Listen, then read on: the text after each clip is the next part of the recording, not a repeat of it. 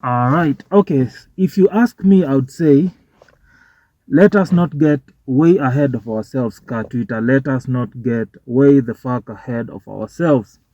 So I've seen the conversation online.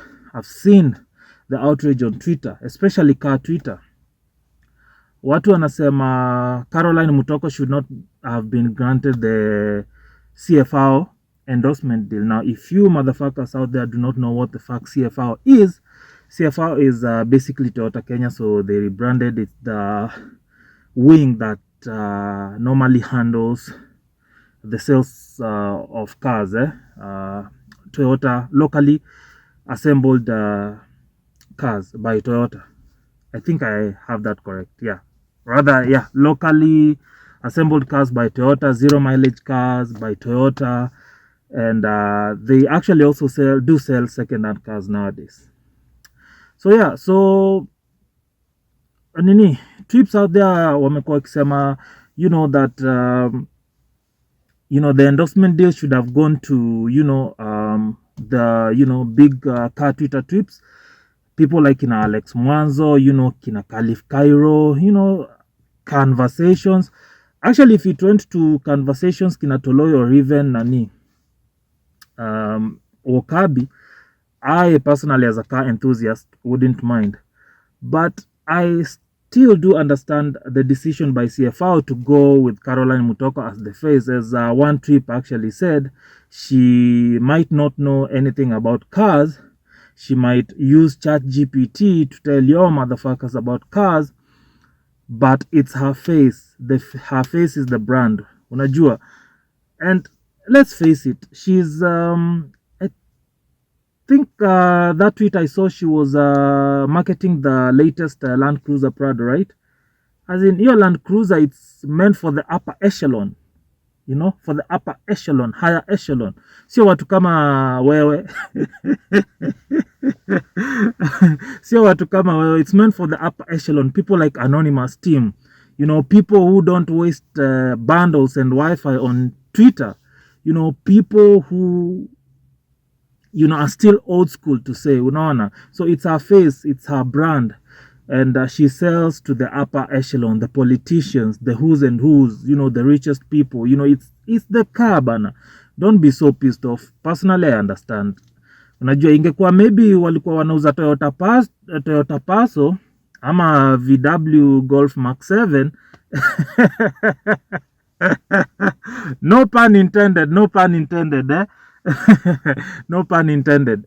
Yeah, so if they were selling easy small cars, then maybe if they went to a guy like Alex Mwanzo or Khalif Kairo, then that would make sense because their fan base on Twitter and on Instagram rather are people who can afford such kind of cars if they go for bank financing. But vitu kama Toyota Landcruiser Prado ni za matajiri. Kwanza the latest one ni za matajiri, people who can actually walk into CFAO and pay hiyo kitu nini inaitwa aje, not cash but fully pay for it without any financing required. So understand the game. Don't be too bitter bana, eh? Kelele za Twitter huishia ukingoni kama venye chakula za Ombachi upikiwa kwa balcony. Nini, speaking of Ombachi, I don't understand why he's so what's the word, why he's so vexed by this. Why is Ombachi so vexed by this bana? CFAO wanauza magari, Ombachi anapika chakula. What's the correlation? I don't see any correlation. Okay, I respect his input into the matter as as one of the big trips in the country, but his his opinion, his way on this matter is is useless rather, is useless, baseless, neither here nor there, hogwash. I side, it doesn't help in any way whatsoever. People who should be complaining should be Ibrahim Toloi from Conversations, should be the thief, Ruthless Focus, the guy who pulled Mungai Eve on Ibrahim Toloi, Mr. you know, Erick with a CK Wokabi, people like Mtalii, Nani, Dedan Kimaji, Khalif Kairo. So yeah, so that's it, man. I don't see, my honest opinion, I don't see anything wrong.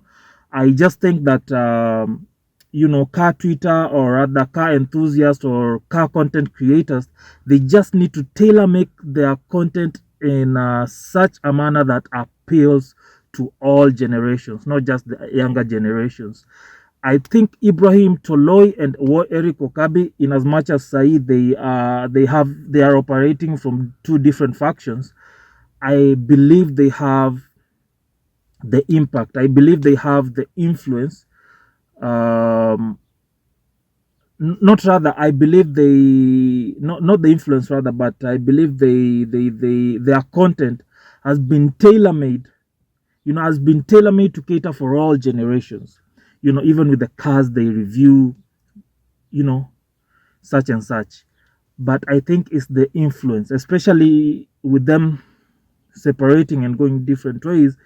Kuna venye maybe sasa, you know, kumekuwa na ako division of fans. Well, I wouldn't say division. I still watch both of them, but yeah, I think your impact ama your influence rather. Wana shinakisema impact. Yeah.